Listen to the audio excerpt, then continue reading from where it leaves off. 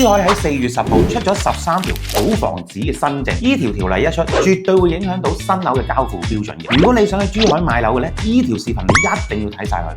先講下真真正正提升嘅3點。第一，陽台深度放寬2.4米，無論開發商封唔封窗俾你都好啦，都係計一半送一半。以前得1.5米，封埋窗仲會計晒添。今次官方直接贈送面積100平方，陽台就贈送咗10個平方，實用率大大提升。第二就係有蓋行人通道，增至3米嘅寬度，從小區門口行到屋企咧都唔使收身啦。以前好多改善盤都會攞呢一個嚟做賣點嘅，依家正式落實做硬指標。第三，車庫電梯可直達每一層，以後就唔使拎住大包細包，又要行上地面再轉 lift 去車庫啦，一步到位。跟住保流程，遲到嘅好規定，其實好多新盤一早做緊。住宅層高唔低於3米，其實珠海好多新盤早就已經做到3米，甚至乎3.3米啦。依家明確寫咗，以後就按住呢個規定去做啦。明廚明衛，休息室唔可以貼近電梯，4樓以上必須裝電梯，12樓以上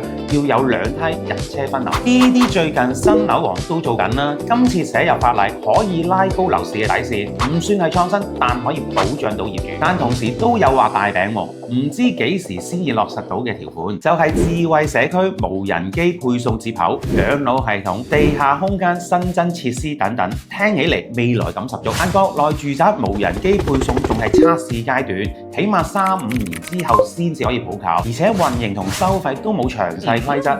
現時買樓根本受惠唔到，大家最關心嘅樓板隔音問題完全冇提。珠海好多業主都投訴樓上樓下有噪音，今次新政居然冇提，真係好失望。對樓市有咩影響？簡單一句，產品大洗牌，優勝劣敗正式開始。新盤方面，舊規格樓盤要急住清貨減價，新規格嘅樓盤會重新定價。珠海新樓庫存要18至20個月先至買得晒，舊貨唔加速清貨，以後只會越嚟越難買。對買家嚟講，未來半年係執平貨嘅最佳時機。預算有限又唔追求新設計嘅咧，可以睇定啲減價盤上車。總結一下，今次新政唔係純粹炒爛飯，係去庫存、提升質素嘅手術，有真提升，又有保底，亦有未來嘅方向。今次內容講到呢度，如果想知多啲珠海中山樓市嘅最新消息，記得關注我哋。